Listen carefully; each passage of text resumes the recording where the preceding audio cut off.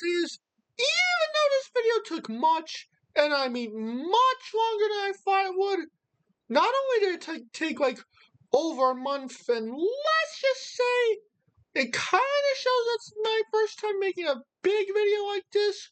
All I have to say is, I'm still very happy with how it turned out. I really spent a whole lot of time making it, and I still had a lot of fun doing so. So without further ado,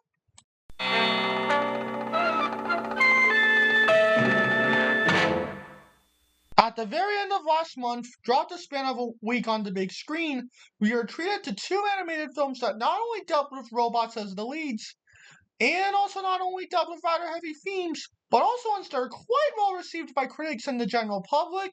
But yet, while one of them had a solid opening weekend at the box office and will end up breaking out, yeah, sadly not exactly been doing so well. Which I'm pretty disappointed and honestly kind of salty about, honestly. Regardless, there are ones that I think are worth your attention, so without further ado, let's go! I will admit that I've not exactly been the biggest fan of the Transformers growing up. Sure, I recall having both a Bumblebee backpack and an action figure of Optimus Prime from the 2008 show that aired on Cartoon Network, and I recall seeing Dark of the Moon in IMAX 3D when it was released on Labor Day weekend in the year it came out, but that was as far as it went when it came to my childhood with the Transformers, and while it was something that I was more than aware of, it was never one that really, and I mean really, caught my attention. Even with that, I still ended up seeing the last night when it came out in the summer of 2017, which... Flagpole real quick, I just gotta call someone. Great, thank you. Yes, yes. Yeah, it was certainly the last night, but I will however credit the next film in the series that at least got me a bit intrigued in the Transformers, and that was Bumblebee. Like, well, just about everyone else, I wasn't exactly all that excited for Bumblebee, and I had no idea what to even expect when the trailers came out. But oh man, did it surprise the living heck out of me. Sure, it's still mainly focused on the humans, but not only were the characters ones that we actually, well, cared about, and oh man, is Bumblebee himself just so cute. Oh, but he himself still got a whole lot of focus. There was a whole lot of good action and charm. And well, Haley Steinfeld. She's just amazing. That is all I really need to say. Ending up becoming the lowest grossing film in this series at the box office, well, until Rise of the Beasts came out, but did prove that the Transformers, at the very least, still had some good life on the big screen. And without further ado, I was always curious about Transformers 1 since it was first announced all the way back in early 2020, mainly down to who was directing it. Prior to moving to Paramount and working on this, Josh Cooley was someone who had been working at Pixar for over 15 years. While he had worked on many films there, most notably being the head of story on Inside Out, it wasn't until a year prior that he finally stepped into a director's chair and made... Let's just say gets a little more hate than it really deserves.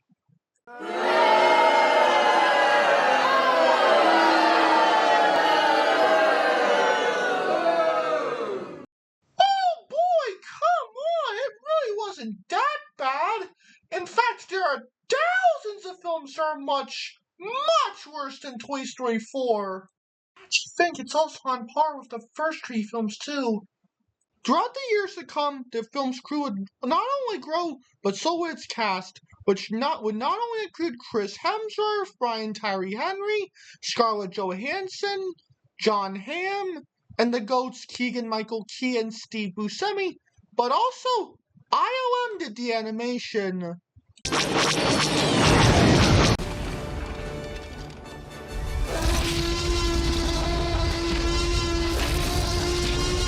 Yes, that ILM. It also helps that they've worked on almost every single film in the series, except for Rise of the Beasts, because MPC and Weta did the animation on that one. And while I admit that looking back, its marketing wasn't particularly great, And the fact that Paramount hasn't exactly been doing super hot with their animated projects, for the most part, especially with that first trailer. So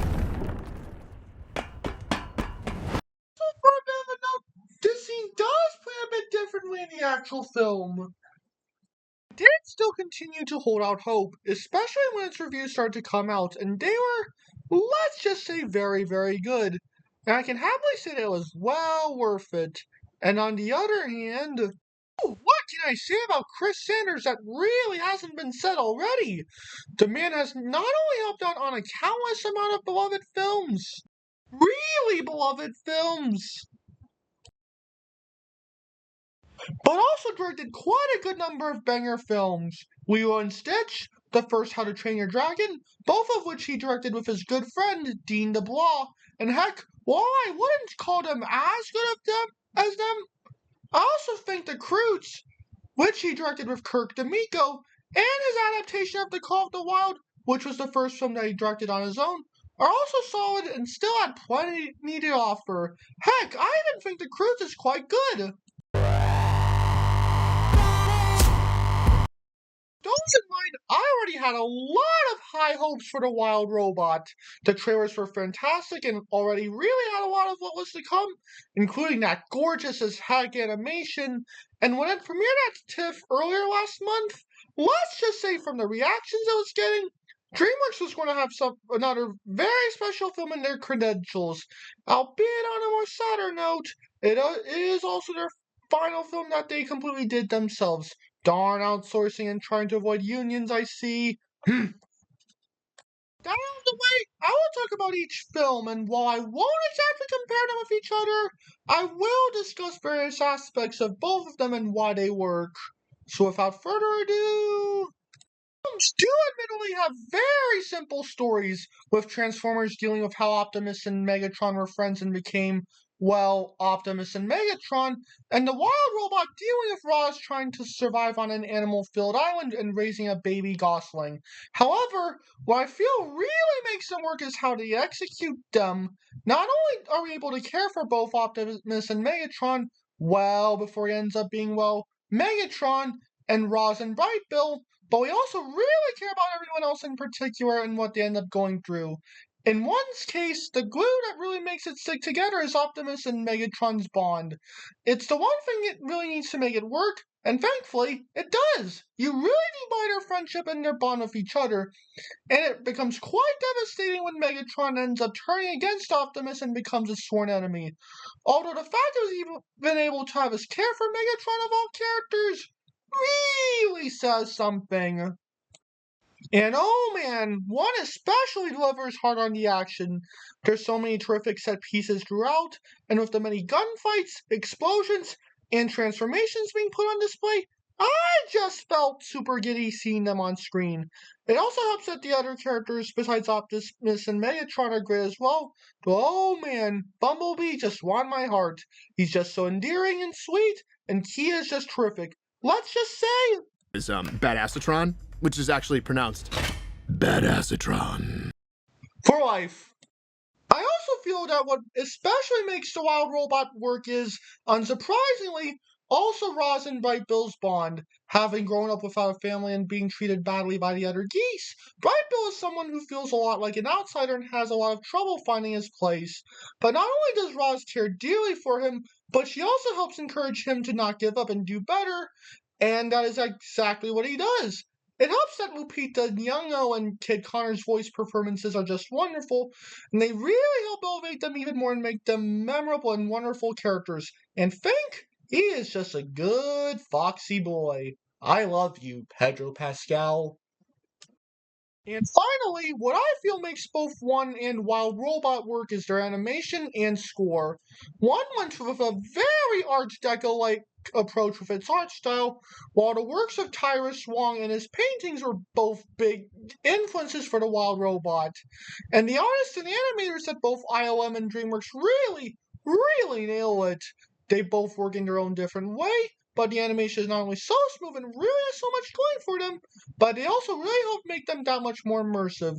It really is the big power that the animators put into these films, and it such a key part in making them so special.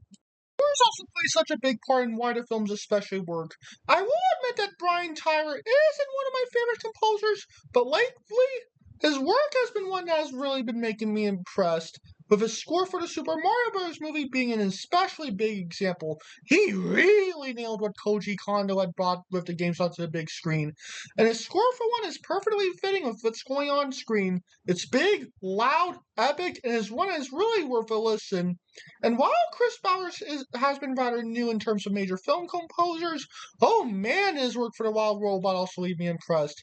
It's so lush, beautiful, and really makes such a big impact on what's going on. And I will also say, Kiss the Sky is just a complete banger. We're a month since Transformers 1 and The Wild Robot came out on screen, but they're definitely for sure worth seeing on the big screen since they are still playing. One is still at the very least hanging in there, so that is good.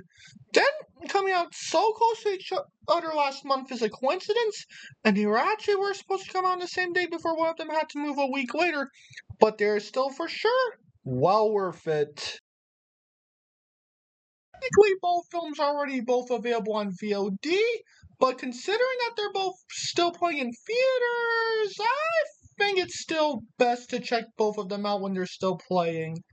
Especially since there's still not much in the way of competition for family films until Wicked and Moana 2 come out.